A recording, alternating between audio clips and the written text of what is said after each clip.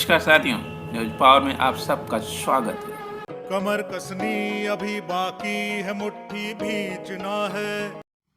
नमस्कार मित्रों, आज आजमगढ़ की बुलेटिन में पक्ष वर्सेस विपक्ष यानी सत्ता पक्ष और विपक्ष के बीच पर जो एक पिच बिछी हुई है, उस पिच पर आज चारों तरफ से आप ऑडियो वीडियो तमाम सोशल मीडिया में सुन रहे हैं।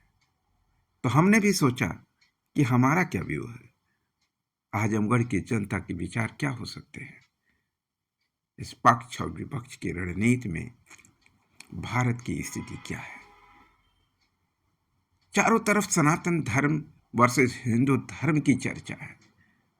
एक तरफ पूरी भगवा लपेटे हिंदू धर्म के संरक्षक हैं, दूसरी तरफ पूरा विपक्ष इंडिया बना पड़ा है।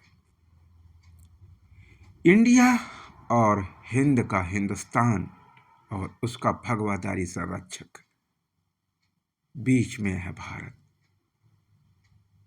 क्या भारत की अस्मिता, भारतीयता और उसकी सनातन संस्कृति, सनातन संस्कृति का अर्थ होता है अस्थाई संस्कृति, जिसका नाश न किया जा सके, जो देश काल और परिस्थितियों में परिवर्तित न हो सके, जो अपने मूल अवधारणा को स्थापित रखे, जिसके चरित्र को कोई बदल न पाए। वो चरित्र का अर्थ है सत्य, न्याय और अहिंसा। सत्य, न्याय और अहिंसा की सनातन यानी अस्थाई चरित्र को अस्थाई बनाने वाली कोशिशें नाकाम होती रहे, उस भारतीयता का नाम है भारतीय सनातन संस्कृति। अब आते हैं, आपको बताते हैं, उत्तर प्रदेश जहाँ से हम हैं, उसका एक सबसे मजबूत विपक्ष आदरणीय धरतीपुत्र नेताजी द्वारा उत्पन्न समाजवादी पार्टी, जिसका वर्तमान दायित्व आदरणीय अखिलेश जी के हाथों में है। आदरणीय अखिलेश जी नेताजी के नेतृत्व को आगे बढ़ाने की कोशिशों में लगे हुए हैं। कोशिशें हमेशा राजनीतिक एक टीम के थ्रू होती है, जिसे पार्टी कहा जाता है। वैचारिकता का धरोहर पार्टी चरित्र होता है। उसी पार्टी चरित्र पर पार्टी के सौजन्य, पार्टी के कोशिशों और उसके उद्देश्यों को पूरा करने के पूरक सारथी भी जुड़ते हैं, महारथी भी जुड़ते हैं, और चरित्र निर्धारित होता है देश और देश की परिस्थितियों से को जी रहा उस देश का समाज क्या चाहता है। मीडिया अपने परसेप्शन में किस चीज को लाना चाह रही है। सोशल मीडिया का एक परसेप्शन पक्ष और विपक्ष से अपनी टीआरपी बढ़ा करके अपने को करोड़पति बनाना। देश और समाज की वास्तविक राजनीतिक परिस्थितियां किस तरफ जा रही हैं, उससे उसका कुछ भी लेना देना नहीं है, लेकिन समाज उस बात को समझ पाए ये जरूरी नहीं है। जो पक्ष के साथ खड़े हैं, क्या वो पक्ष की बात कर रहे हैं या वो भारत की बात कर रहे हैं? क्या पक्ष और विपक्ष के दोनों धड़ों में फंसा ये मीडिया और चौथा स्तंभ, जो भारत और भारतीयता के संरक्षक होने की कसम खाता, क्या वह आज भी लाइव है, जिंदा है? क्या वो सत्य, न्याय, अहिंसा का पूरा चरित्र का उद्बोधक है?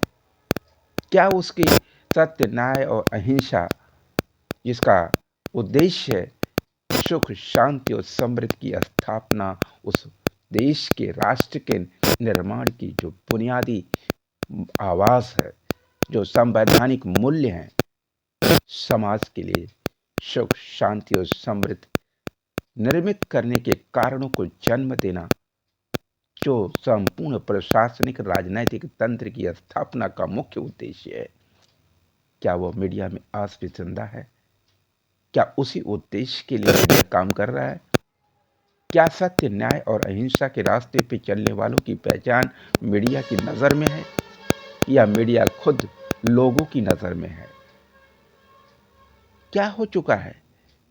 आज एबीपी न्यूज ये कहने की कोशिश कर रहा है, अखिलेश जी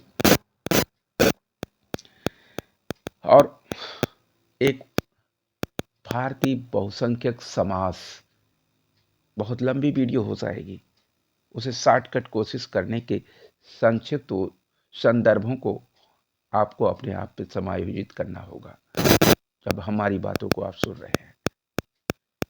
ओम प्रकाश राजभर यानी बहुसंख्यक समाज के नेतृत्व करता, जो कभी शायद ही कोई ऐसी पार्टी हो जिसमें वो अपना कदम न रखे हों। सत्ता भोगी, लालची, लोभी और अनैतिक राजनीति का सबसे सुंदर प्रतिमूर्ति ओम प्रकाश राजभर। ओम प्रकाश राजभर के पर्दे पर एक मीडिया परसेप्शन क्रिएट कर रहा है बीजेपी के पक्ष में कि ओम प्रकाश राजभर अखिलेश जी के खिलाफ क्या क्या अभद्र शब्दों का चयन किया। उनकी सोच और उनके लालची उद्देश्य राजनीतिक सत्ता का भोग उनके चरित्र की अभिव्यक्ति है, जो सर्व समाज के लोग जानते हैं। क्या उससे भारत की नैतिकता सम्मानित हो रही है?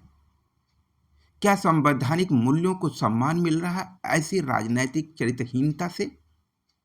क्या यह मीडिया के धर्म के चरित्र का हिस्सा है? जो मीडिया मसाले पेश करने के उद्देश्य से अपनी टीआरपी बढ़ाना एक मिशन समझ चुका है, राष्ट्र धर्म उसकी नैतिकता का हिस्से से बाहर हो चुका है। उसके लिए ओम प्रकाश की प्रतिक्रियाएं ज्यादा महत्वपूर्ण है, लेकिन उसके पीछे छुपे हुए उद्देश्य महत्वपूर्ण नहीं है। ओम प्रकाश ऐसा क्यों कह रहे हैं? ऐसा क्या उनकी राजनीति का राष्ट्रीय चरित्र में कोई भी योगदान हो सकता है? राष्ट्र निर्माण की भूमिका में ऐसे अनैतिक चरित्रों की क्या भूमिका हो सकती है? शायद सिर्फ निगेटिविटी, सिर्फ उस राष्ट्र को उसके नैतिक मूल्यों का हनन ही इसका उद्देश्य हो सकता है। क्या मीडिया के शब्दों में आज तक ऐसी बात आपने सुनी कभी? शायद नहीं। या लीपापोती के साथ। अब आते हैं दूसरे पहलू पर। एक मीडिया का और जिसमें सोशल मीडिया है, उस सोशल मीडिया का दूसरा हिस्सा ये कहने में लगा हुआ है कि आज एमपी में क्या हुआ। एमपी में आज बहुत सारी नेता हैं, वहाँ पर मामा जी हैं, बुआ जी भी हैं। राजस्थान की बुआ जी, एमपी के मामा जी और एमपी के भतीजे और बुआ जी के भतीजे। ये राजनैतिक परसेप्शन की भूमिका का सामंतवाद है। जब मीडिया अपने सामंती चरित्र में जीता है तो मुद्दे राष्ट्र धर्म से अलग होते हैं।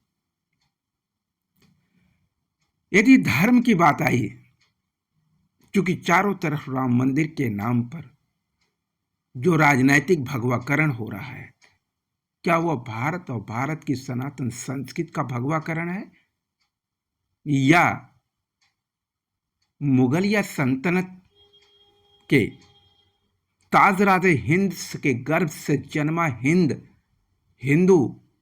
धर्म, हिंदू शब्द और हिंदुस्तान, हिंदू राष्ट्र के परसेप्शन को मजबूत करने वाले काली पानी की सजा की मानसिकता से उत्पन्न राजनैतिक विरासत को स्थापित करने की, जो अंग्रेजों और मुगलों दोनों से अलग, लेकिन दोनों एक की तलवार और एक की ताकत, अपनी राजनैतिक विरासत की धरोहर बना करके सिर्फ व्यक्तिगत उद्देश्यों को एक नई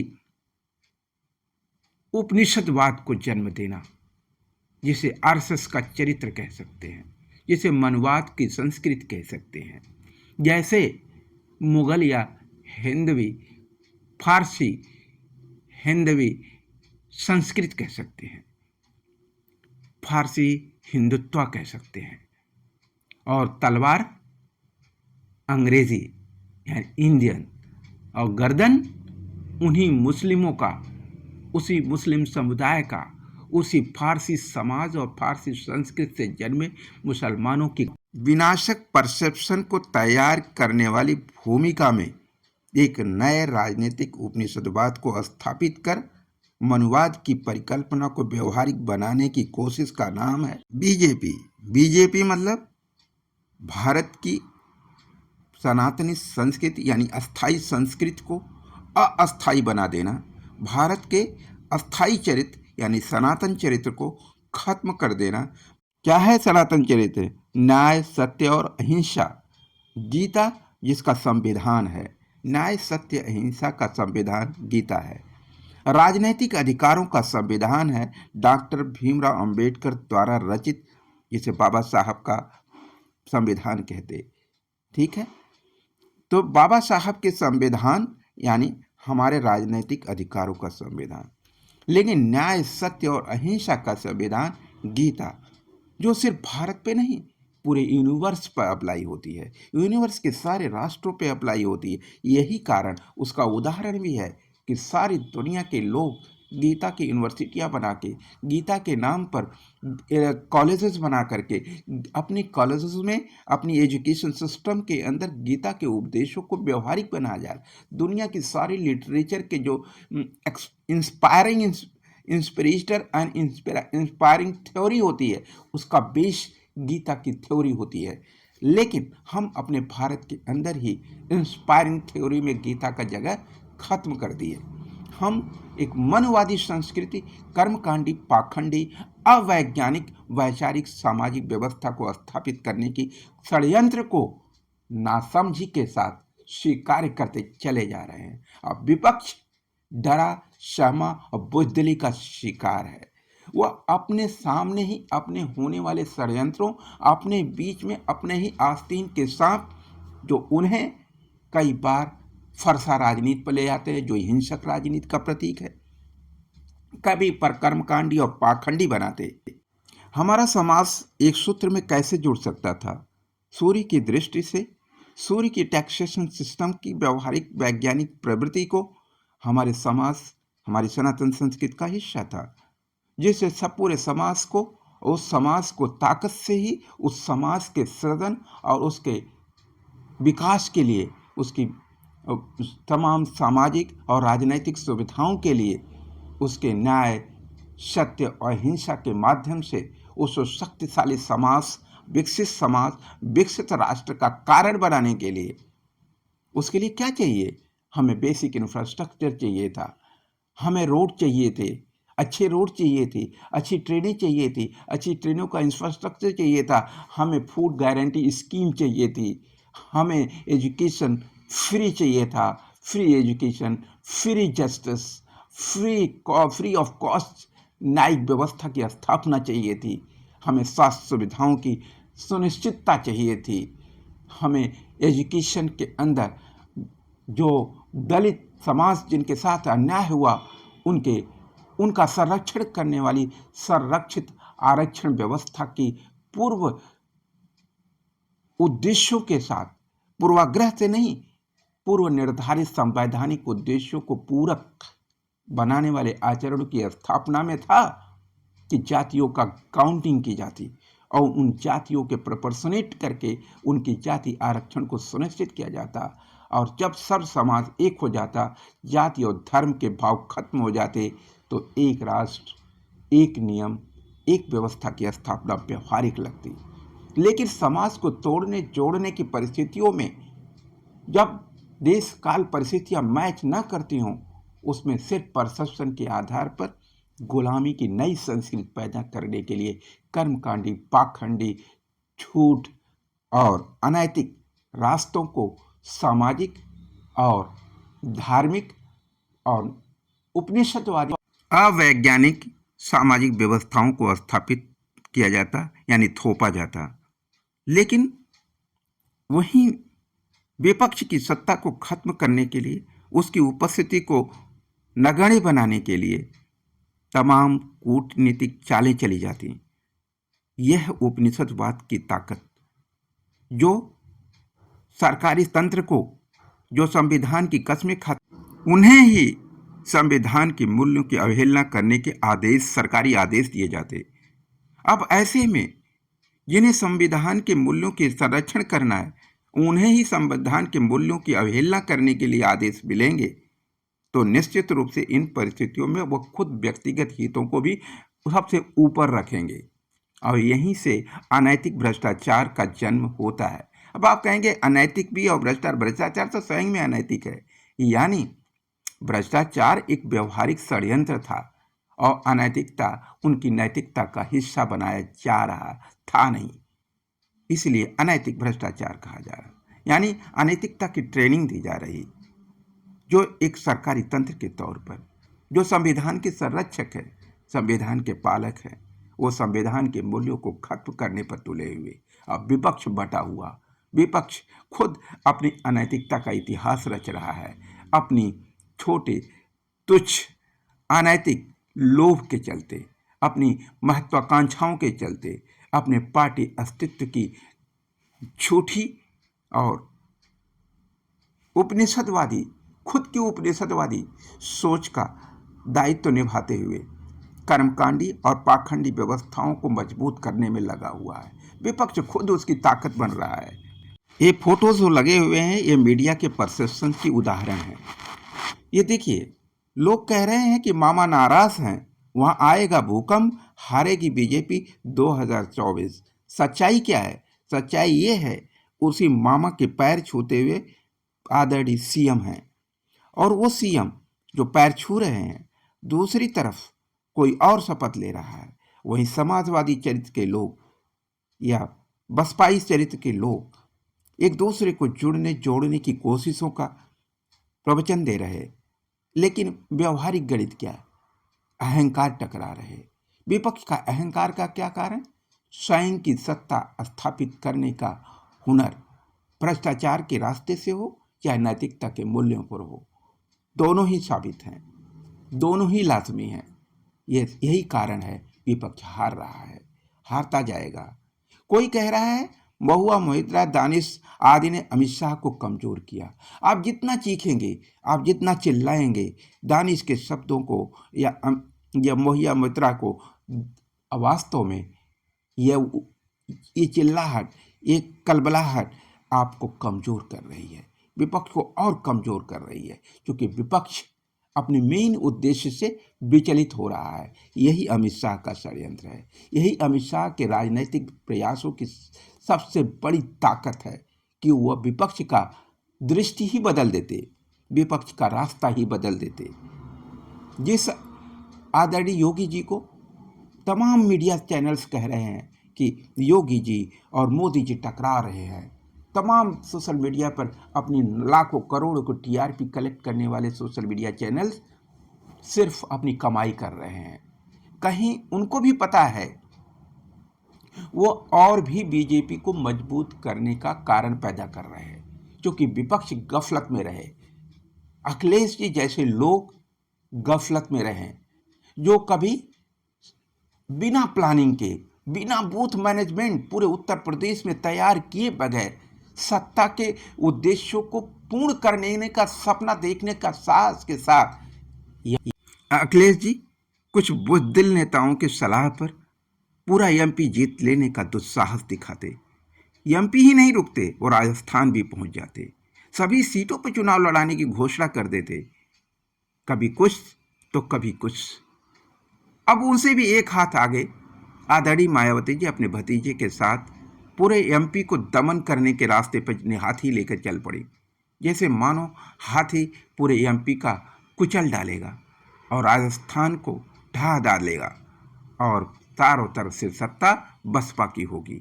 आखिर हुआ क्या? क्या वास्तव में 2 सीटें भी निकल पाई क्या? क्या वास्तव में जमानतें भी बच पाई क्या? आंसर है बिल्कुल सही, जमानतें भी खत्म हो गई उनकी। जमानतें भी नहीं जो बचा सके, वो जीतने का दम भर रहे थे। शर्मसार कर देने वाली विपक्षी दूरदर्शिता का सबसे बड़ा उदाहरण 2023 का ये अंतिम चुनाव। अब नटसेल में हम सिर्फ इतना कहेंगे कि देश और समाज और भारत और भारतीय राष्ट्रीयता, यानी समाज के, देश के, राष्ट्र के एक एक बच्चे को जोड़ के रखना, सब में जुड़ने का एक ही सूत्र था। भगवान योगेश्वर कृष्ण गीता में कहते हैं, शरीरस्थोपि कौन्ते ना करोति न लिप्यते। प्रेम ही सर्वोच्च धर्म है, यानी संपूर्ण समाज को, संपूर्ण राष्ट्र को एक सूत्र में जोड़ना है तो प्रेम के रास्ते से गुजरना पड़ेगा। असमो अहम सर्वभूतेषु अहम सर्वस्य प्रभो मतः सर्वम प्रवर्तते। अर्जुन को अंतिम प्रश्न का अंतिम उत्तर, योग कर्मसु कौशलम योगस्थ गुरु कर्माणि। यही था योग, यही था धर्म। क्या विपक्ष समझ लिया? उसे ना तो इंडियनिज्म चाहिए, ना उसे हिंदुइज्म चाहिए, उसे सिर्फ अस्थाई भारतीयता की संस्कृति चाहिए, यानी वो सनातन संस्कृति का अब उद्बोधक बने, तभी समाधान संभव है। क्या विपक्ष समझ पाया कि उनकी एकता ही एकमात्र सूत्र है विपक्ष को सत्ता में स्थापित करने का आधार? क्या ये विपक्ष उसके लिए तैयार है? कांग्रेसी षड्यंत्रों से वो बचने को तैयार है? कांग्रेसी समझौता किसी विषधर सांप के साथ किया गया समझौता है। क्या कांग्रेस अपने विषधर अंश को खत्म कर पाएगी? विषधर चरित्र को खत्म करके अपने को जीवंत बना पाएगी, या खुद भी खत्म करने को होने को तैयार है? यह खुद कांग्रेस का फैसला होगा। वो भारतीय राष्ट्रीय कांग्रेस बनने को क्यों नहीं तैयार? यहाँ पर इंडिया शब्द, वहाँ पर इंडियन नेशनल कांग्रेस कैसे जीवित रह सकता है? उसे तो भारत बना के ही खत्म कर दिया गया। लेकिन फिर भी अपनी इस आत्महत्या पर कांग्रेस को प्रायश्चित करने का भी मौका नहीं है। यदि कांग्रेस सुधरना चाहती है तो अपने भारतीय राष्ट्रीय कांग्रेस के चरित्र को अपनाए, भारत से प्रेम करे, भारत की सनातन संस्कृति और भारतीय नैतिकता का संविधान अपनाने का धर्म पूरा करे। उसके लिए विपक्ष को पूरे नैतिक मूल्यों के साथ उसका अधिकार देना पड़ेगा।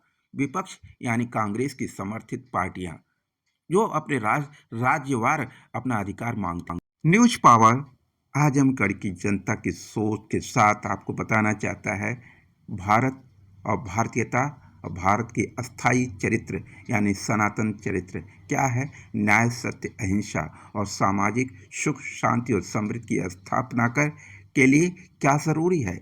उसके लिए ज़रूरी है निःशुल्क न्याय, शिक्षा, स्वास्थ्य और रोजगार की व्यवस्था की स्थापना। ऐसा करने वाला कौन हो सकता है? उसका भारतीय भाईचारा और सहभागिता की स्थापना से ही संभव है। हाँ, ठीक सुना आपने, भारतीय भाईचारा और सहभागिता यानी बीबीएस कॉन्सेप्ट को अपना के ही हम भारत को सुख, शांति और समृद्धि का और एक राष्ट्र, एक संस्कृति और एक भारतीय नैतिकता जो पूरे विश्व का उद्बोधक होगी, यानी विश्व गुरु होने का चरित्र, भारतीय सनातन संस्कृति